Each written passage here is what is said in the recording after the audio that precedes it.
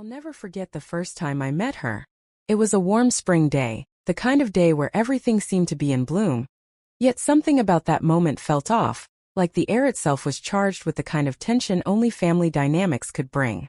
Mark had been talking about her for weeks. His mother, Emily. It wasn't that he spoke of her with reverence, but there was always this quiet admiration in his voice, this underlying respect.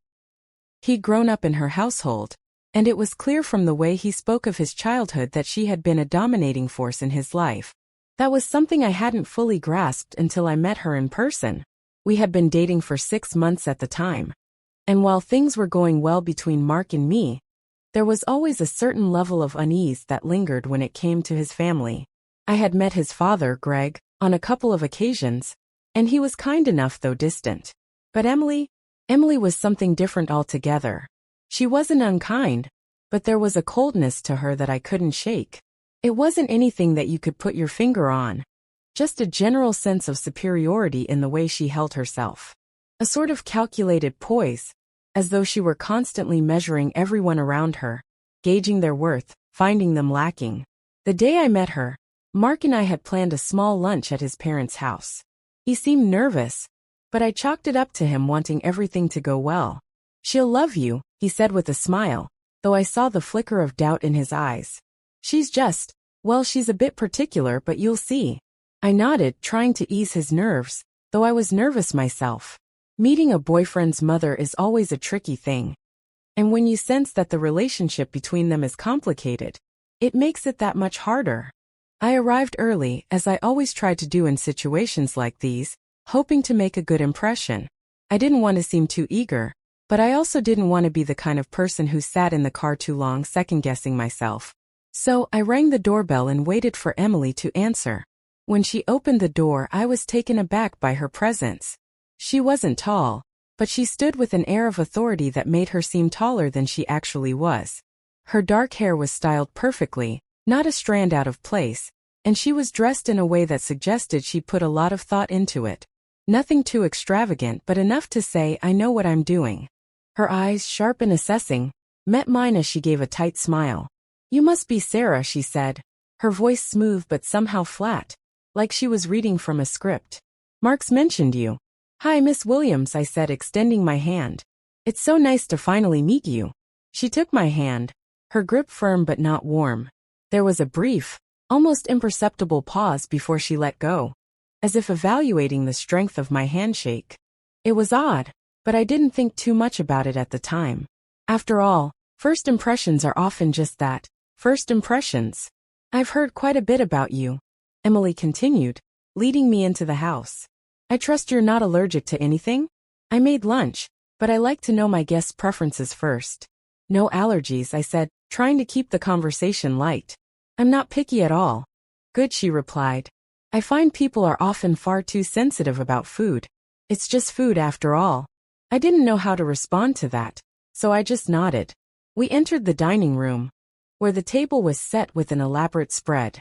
The kind of meal that, if it were anyone else, might have made me feel at ease. But with Emily it felt like a performance. Like she was trying to prove something. Her perfection, her control, her ability to provide the best for her son. Mark joined us shortly after, and the tension in the room seemed to ease just a fraction. But not much. It became clear to me within the first few minutes that Emily wasn't just interested in getting to know me. She was scrutinizing me. Every little detail about me was up for inspection. How I spoke. How I ate. The way I interacted with Mark. There was a quiet but unmistakable judgment in her eyes.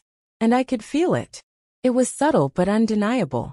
"So Sarah," she began, setting down her fork with a soft clink against her plate. "What is it that you do again? I believe Mark mentioned you work in marketing?" I took a deep breath before answering. I didn't want to feel defensive, but it was hard not to. It felt like an interrogation. "Yes, I'm a marketing strategist for a tech company. I help create campaigns and manage social media outreach." Her lips pursed slightly, but she nodded. "Marketing. That's interesting. But I assume you have a degree in something relevant?" Her tone was polite, but it carried a certain weight, as though she wasn't just asking for information. She was gauging my value, my worth. I wasn't just talking about my job. I was talking about my life choices, my education, and everything that had led me to this point. Her question wasn't just about marketing. It was about whether I was good enough for her son. Yes, I replied, trying to keep my voice steady. I have a degree in business administration, with a focus on marketing and communications. Emily didn't respond right away. She took a sip of her wine, her eyes never leaving me. When she did speak again, it was with a sharpness that caught me off guard. I suppose that's adequate, she said, almost too casually. Though, I would have thought someone as ambitious as Mark would have wanted someone with a bit more, prestige. My heart sank at her words. I wasn't sure if she meant it as an insult, but the underlying implication was clear. I wasn't impressive enough for her son. It wasn't that she was saying it outright, but the way she phrased it made me feel small, like I was a footnote in Mark's life, a footnote that didn't deserve the main title. Mark didn't seem to notice. Or maybe he didn't want to. He smiled awkwardly, trying to smooth things over, but the damage was done. I could feel my cheeks flush with embarrassment, but I refused to let it show. Instead, I forced a smile and took a sip of my water. I wasn't going to let Emily get to me. We spent the rest of the meal in strained silence, with Emily offering only the most perfunctory comments, and Mark trying desperately to fill the void with small talk. I could feel her eyes on me, even when she wasn't speaking. I could feel the judgment, the quiet evaluation. I could feel how much she wanted me to fail her test. And in that moment, I realized just how deeply rooted her control over Mark's life was. She wasn't just his mother. She was the person who had defined his entire world, and now she saw me as a threat. When the meal ended, Emily excused herself to clean up, leaving Mark and me alone for a moment. He turned to me, his face flushed with embarrassment. I'm sorry about my mom. She can be a little intense. It's fine, I said, though my voice betrayed me. She's just asking a lot of questions. Mark gave me an apologetic look. She means well, I promise. She just wants to make sure you're right for me. I nodded, though a part of me couldn't help but wonder if I'd ever truly be right for her. I had no intention of backing down, but I knew that this would be a recurring theme in my relationship with Mark. His mother's approval was something that mattered to him, even if he didn't always admit it. And as much as I wanted to dismiss her as just another obstacle, I knew that for the sake of my relationship with him, I'd have to learn to navigate the difficult terrain of Emily's world. The encounter with Emily had left a lasting impact on me, though I didn't show it on the surface. On the outside I was calm, composed, smiling even as we walked back to the car. Mark seemed oblivious to the tension that had simmered under the surface, to the subtle barbs his mother had thrown my way disguised as casual questions. As we drove home, Mark talked excitedly about how everything had gone well, how Emily hadn't meant anything by her comments. But as I glanced at him, I couldn't shake the feeling that Emily had already started to dig her claws into him, that her subtle attempts to undermine me were just the beginning. Over the next few weeks I tried to put the experience out of my mind, but it lingered. I couldn't help but think back to those sharp glances, the thinly veiled criticisms. I had tried my best to brush them off, but deep down, I knew Emily wasn't going to accept me easily. She wasn't the kind of person who simply opened her arms and welcomed a new person into her life, especially if that person threatened her carefully constructed world. Mark and I continued to see each other regularly, but it became evident that he was caught in the middle. He adored his mother and wanted to make her happy, but he also cared deeply for me. The conflict wasn't obvious at first, but over time, it became clear that the distance between him and his mother was growing. I had seen him pull away from her before, but this was different. It wasn't that he was angry with her, not exactly. It was just that he was becoming more aware of her control over him, the way she still influenced his decisions, even at his age. And while he loved me, there was always this feeling that he had one foot in her world and one in mine. I could tell he wasn't fully ready to commit to one or the other. In the weeks following that awkward lunch, I started to observe Emily's behavior more carefully. She wasn't overt in her attempts to control Mark, but there were patterns, subtle nudges, like when she would call him right before a weekend we'd planned to spend together, asking him to come over to help with something trivial. Mark, I'm not feeling well. Could you come over? I just need some company. At first, I thought it was just a coincidence, but after the third or fourth time, I realized it was a tactic. She knew that if she could create a sense of obligation in him, he'd feel guilty and give in, even if it meant canceling plans with me. I wasn't naive. I knew that Mark had a deep connection with his mother. But I also knew that I couldn't just wait around for him to make a choice. I couldn't keep putting my life on hold while he tried to navigate his relationship with her. So, I decided to take matters into my own hands. Subtlety was going to be my weapon, and patience was going to be my ally. I wasn't going to attack her directly, but I wasn't going to let her have a hold on Mark anymore. I knew that if I was going to get him to see the full extent of her influence, I had to show him in a way that made sense to him, in a way that wouldn't feel like an attack on the only family he'd ever known. The first step was simple. I needed to create more space for us as a couple. It was clear that Emily's presence in Mark's life was consuming him, and I needed him to see that he could have a life outside of her. But it wasn't enough to just ask him to spend more time with me. I had to make it feel natural, like it was his choice. So, I started planning more activities, things that we could do together, just the two of us. I made sure they were things he loved. Hikes, day trips, spontaneous road trips to places we hadn't been before. I made sure that each weekend, there was something new for us to experience together. It wasn't always easy. Emily still made her presence felt, calling him during our outings, always with some urgent need. Mark, I can't find my glasses. Can you come over and help me look for them?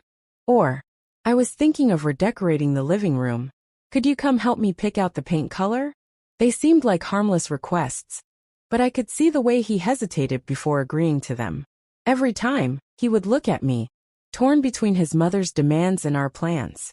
I could tell it was wearing on him. I didn't fight him on it. I wasn't going to make him choose between me and her.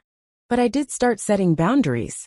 When he'd tell me about his mother's latest emergency, I would simply respond, I understand. But we had plans today. If it's that important, I'm sure she'll understand if you reschedule. At first, Mark looked surprised, but I could see him processing the idea. It wasn't that I wanted to keep him away from his mother. It was that I wanted him to understand that he didn't have to drop everything just because she called. Gradually, things started to shift. The more I created these little pockets of time for us, the more Mark began to see how often Emily would try to interrupt our time together. He started to notice the pattern, and the more he noticed, the more frustrated he became. I wasn't manipulating him. I was simply giving him the space to see things for himself. But Emily, of course, wasn't going to sit idly by and let her son slip away without a fight. Her tactics became more aggressive. One evening, after we had spent the entire weekend together, Mark received a voicemail from his mother. She was upset, claiming that she hadn't seen him in weeks, and that he was neglecting her. "You know how much I depend on you," she had said in a trembling voice. "It's like I'm invisible to you now." It was classic manipulation. She knew exactly how to pull on his heartstrings, how to make him feel like he was abandoning her. And for a moment, I could see the doubt flicker in his eyes. But instead of falling into the trap, Mark turned to me. "She's guilt-tripping me again," he said quietly, almost to himself. "I don't know how to say no to her." "I know," I replied. "But you can't keep letting her control everything, Mark. She's your mother, but you have a life too. You can't keep sacrificing everything for her." He looked at me for a long moment before nodding slowly. "I just don't want to disappoint her," he admitted. "You won't disappoint her by living your own life," I said softly, reaching for his hand. "But you can't keep letting her manipulate you into feeling guilty every time you want to do something for yourself." That was the turning point. Mark didn't fully grasp the extent of his mother's control until that moment. He had always been the dutiful son, doing what was expected of him, never questioning his mother's influence.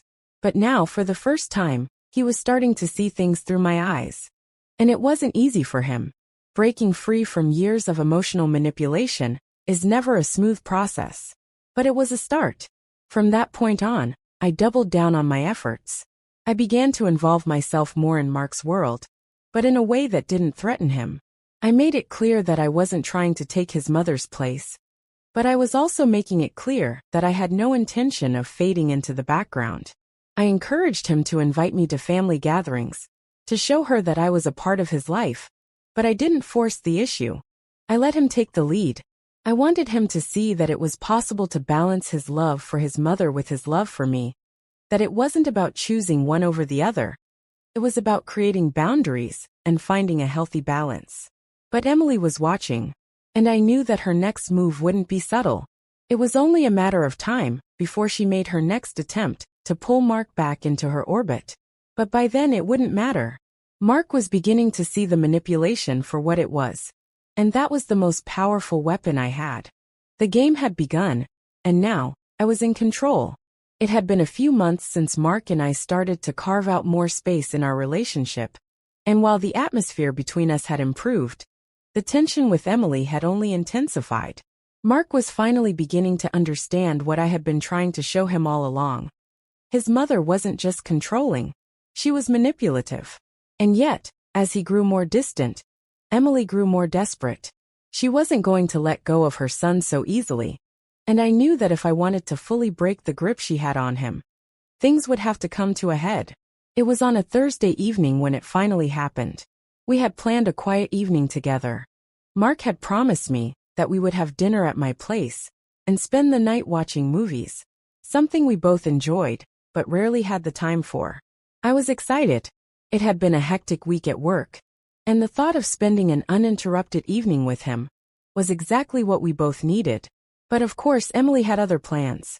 It started with a simple text message from Mark's phone. Just as we were finishing up dinner. "Hey, my mom called. She's not feeling well, and wants me to come over. She says it's urgent." I paused mid-bite, the knife and fork in my hands frozen in midair. I had learned over time to read between the lines when it came to Mark and his mother. Not feeling well could mean anything from a mild headache to her exaggerated, constant complaints about her health. I knew the drill. I also knew that if I didn't react the way she expected me to, it might set off a series of events I didn't want to deal with. I placed my utensils down and looked at Mark, who was already glancing at me with a mixture of guilt and confusion. "Are you going?" I asked, trying to keep my voice steady, though I could feel a knot forming in my stomach. "I'm not sure," he said, looking at the phone in his hands. "It's just, she says she really needs me." "Does she, though?" I replied, keeping my tone casual. "Mark, we had plans. She knows that." He hesitated. I could see the conflict in his eyes, the struggle between wanting to be there for me and wanting to fulfill his role as the dutiful son. This was the moment I had been preparing for. The moment when he would have to make a choice between me and his mother. I wasn't going to make him choose explicitly, but I wasn't going to let him cave in to her manipulation either. This wasn't about being possessive or controlling. It was about showing him that I wasn't going to allow him to be controlled anymore. "I know, but what if something's really wrong?" "I don't want to ignore her if she needs me," Mark said, looking troubled. I smiled gently, trying to keep things light. "Mark, I understand. But we're adults now. She's not a child. If she's truly ill, she can handle it until you can see her tomorrow. You've already been there for her a million times. Don't let her guilt you into putting us on hold for every little thing. We both deserve a night to ourselves." He looked at me, his expression softening, but then his phone buzzed again. It was a new message from Emily. He read it silently, his brows furrowing slightly. "She says she's really upset." "I don't know, Sarah. He trailed off, unable to finish his sentence. The pull of his mother's expectations was too strong, and I could see it in the way his shoulders slumped, the weight of guilt pressing down on him. I felt my frustration rising. It wasn't just about the night we had planned anymore. It was about the years of emotional manipulation he had endured. The way Emily always found a way to make him feel like he was neglecting her if he wasn't available on demand. This was no longer a matter of caring for his mother. It was about him realizing that he deserved more than a relationship with someone who saw him only as an extension of herself. "Mark," I said softly, placing my hand on his. "This isn't just about tonight. This is about her always making you feel like you can't have a life of your own. She's using guilt to keep you in her grip, and you're letting her. I'm not asking you to abandon her. I'm asking you to recognize that you're not responsible for her every need." He looked at me, the hesitation still present, but now tinged with something else, frustration. "I know you're right, but it's hard. She's my mom, Sarah. I've been there for her my whole life. I don't know how to draw the line without feeling like a terrible person. "You're not a terrible person, Mark," I said, my voice firm but compassionate. "You're allowed to have boundaries. You're allowed to live your own life. She will find a way to guilt you every time. And if you don't set limits now, it will only get worse." There was a long silence. I could see him wrestling with his feelings, trying to reconcile his loyalty to his mother with the reality of what I was saying. Finally, he set the phone down on the table, his expression a mixture of relief and frustration. "Maybe you're right," he said quietly. She's so overwhelming. I've never known how to say no to her." "Then maybe it's time you learned," I replied softly. Just as I thought he was about to say something more, his phone rang again, the caller ID flashing with Emily's name. We both stared at it for a moment, and I could see his hand twitch toward it, the familiar pattern of duty taking over. But then, with a deep breath, he pulled his hand back. "I'm not answering," he said almost to himself. "I've let her control me for too long. I'm not doing this anymore." For the first time, I saw a glimmer of resolve in his eyes. I reached over and squeezed his hand. "You're not alone in this, Mark. I'm here for you." He smiled, a faint, uncertain smile, but one that showed he was starting to trust himself more. He turned off his phone and placed it face down on the table. For the rest of the evening, we didn't talk about Emily or the phone call. We just enjoyed each other's company the way we were meant to. And as the night went on, I could see the weight lifting from Mark's shoulders, bit by bit. But I knew this wasn't the end. Emily wasn't going to give up so easily. She was used to getting her way. And it wouldn't be long before she tried to make her next move. I could already see the signs. How she would try to play the victim. How she would guilt-trip him into feeling like he was abandoning her. But this time things were different. Mark had begun to see her for who she really was. And that was something Emily couldn't control. The next day, as expected, Emily called again. This time Mark answered, and I could hear her voice through the speaker, high-pitched and insistent. "Mark, where were you last night? I was so worried. I don't understand why you couldn't come. You know how much I need you." I could see Mark's jaw tighten as he listened, the old pattern of guilt starting to creep in. But he stood firm this time, his voice calm but resolute. "Mom, I'm not going to do this anymore. You can't keep guilt-tripping me every time I have plans or need space. I love you, but I need to live my own life too." There was a pause on the other end, followed by a sharp intake of breath. I could hear the manipulation in Emily's voice as she tried to turn the conversation back to her needs. But Mark held his ground. "I'm not ignoring you, Mom. I'm just setting some boundaries. I'm still here for you, but I can't be there every time you call. I'm not responsible for your emotions." I watched as Mark's shoulders relaxed, as though a weight had been lifted from him. There was no screaming or shouting, no angry confrontation, just a firm, calm declaration of independence. It was the first real step Mark had taken in reclaiming his life. "I'll talk to you later," he said before hanging up, turning to me with a look of both relief and exhaustion. "I did it," he said quietly. "I finally said no." "You did great," I replied, smiling at him. "It's not easy, but it's worth it. You're doing what's best for you." And for the first time in a long while, I saw Mark standing on his own 2 feet. No longer the son trapped in his mother's web of control, but a man making decisions for himself. It wasn't going to be easy, and there would be more challenges ahead. But I knew that we were on the right path. Emily had underestimated us both, and now things were about to change. Weeks passed since Mark had finally made the decision to set boundaries with his mother. There was a newfound sense of peace between us, a quiet understanding that things were shifting in a direction neither of us had expected. Mark had become more assertive, more confident in our relationship, and the toll that his mother's constant demands had taken on him began to lessen. It wasn't always smooth sailing. There were still moments when Emily's manipulation tactics would rear their ugly head. But Mark was no longer the same person who had been so easily swayed by guilt and emotional pressure. It was a Thursday when the storm finally came. The day had started like any other.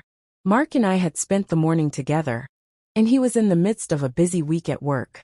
We had plans to meet for dinner at his favorite restaurant that evening, something simple and enjoyable.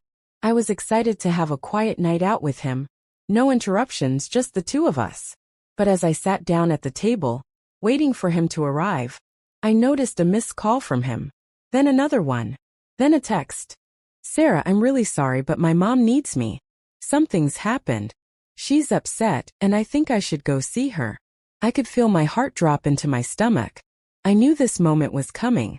I had prepared for it, but no amount of preparation could make it easier. Mark's relationship with his mother had always been complicated. And as much as I wanted to be understanding, I couldn't ignore the fact that Emily had used every trick in the book to create these moments of dependency. She wasn't genuinely in need, she was pulling him back into her orbit. And now I had to decide how to handle it. I sent a quick reply trying to keep my tone even. It's fine, Mark. I understand. But remember what we talked about. You don't have to give in to everything she says. I put my phone down and waited. A few minutes later, Mark walked through the door of the restaurant, looking frazzled. He quickly apologized, his face a mix of guilt and confusion. I'm so sorry, Sarah. I really didn't want to cancel, but she sounded so upset. I had to go. I nodded, trying to mask the disappointment. I know. I get it. But you're always going to have to go, aren't you?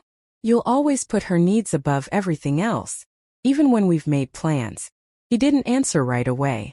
Instead, he sat down across from me, looking weary. It's not like that, he said, his voice tinged with frustration. She's my mother, Sarah. She's always been there for me. I can't just ignore her when she needs me. I understand that, Mark, I replied, keeping my voice calm. But you can't keep sacrificing your life for her. You've said yourself that she manipulates you, that she knows how to make you feel guilty every time you want to do something for yourself. And now, every time we have plans, she's going to come first. What does that say about us? He sighed, running a hand through his hair. I don't know what to do anymore. I love her, but I don't want to lose you either. It feels like I'm always stuck in the middle. I looked at him, my heart aching. I could see the internal battle playing out in his eyes. He was torn between the woman who had raised him and the woman he was building a life with. But what I needed him to understand, what I needed him to see, was that Emily wasn't just pulling him in with love or care. She was using his emotions to keep him under her thumb. And if he couldn't see that, then our relationship was going to keep being a battleground, one where his mother always won. You have to make a choice, Mark, I said gently. You can't keep living like this. If you keep letting her control your life, I'm not sure where we stand. We deserve more than this. His eyes widened in shock, and for a moment, I regretted my words. But deep down, I knew it was the truth. Mark had to make a decision, not just for me, but for himself. He had to choose to break free of his mother's influence, if he ever wanted to be free of the guilt that had followed him his whole life. I'm not asking you to cut ties with her, I continued, my voice softening. But I can't be the one waiting around for her to decide when it's time for us. I can't always be second place. Mark sat in silence for a long time, and I could see him wrestling with the weight of it all.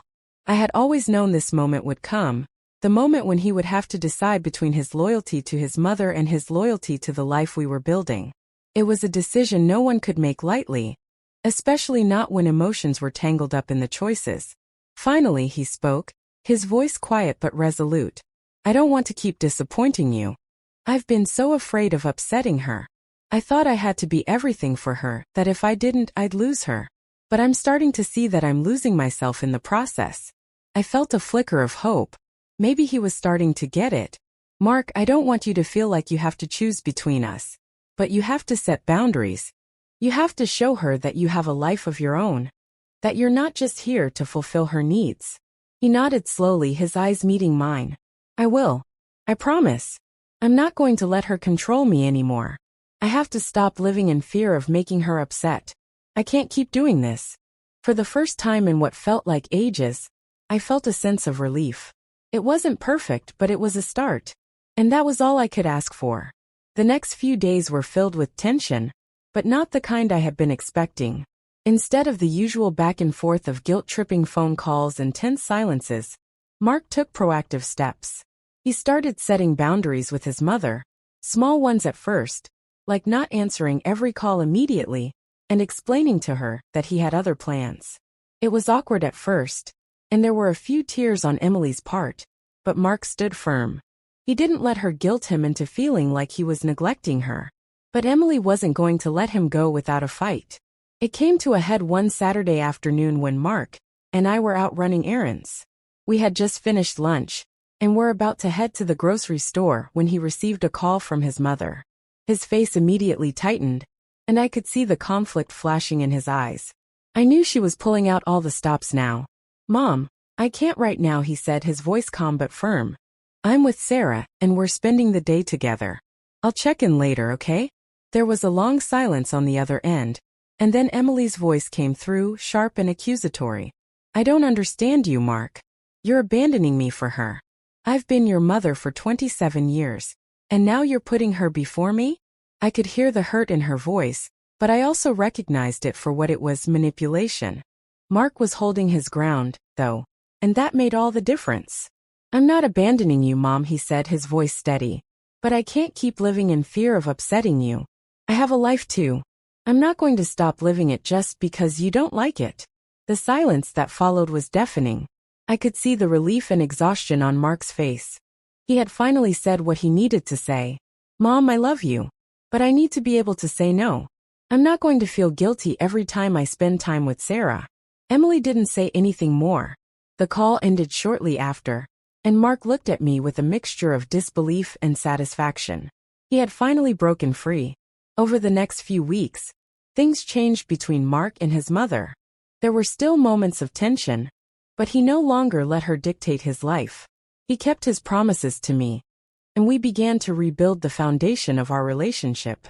It wasn't perfect, nothing ever is, but it was real. We were building something new together, something free from the constraints of manipulation. As for Emily, I never heard from her directly after that last phone call. I didn't need to. I knew that as long as Mark stood his ground, she would eventually stop trying to control him. It was hard for her to let go of the grip she had held on him for so long, but she would have to learn to accept that Mark was no longer the same person he had been. He was stronger now, and more confident. In the end, it wasn't about winning or losing, it was about reclaiming ourselves. Mark had broken free from his mother's emotional grip, and we were finally free to live our lives without the constant interference. And as for Emily, well, she would have to find a new way to fill the space she had lost in Mark's life. But that was her journey to make, not mine. We were free, and that was enough.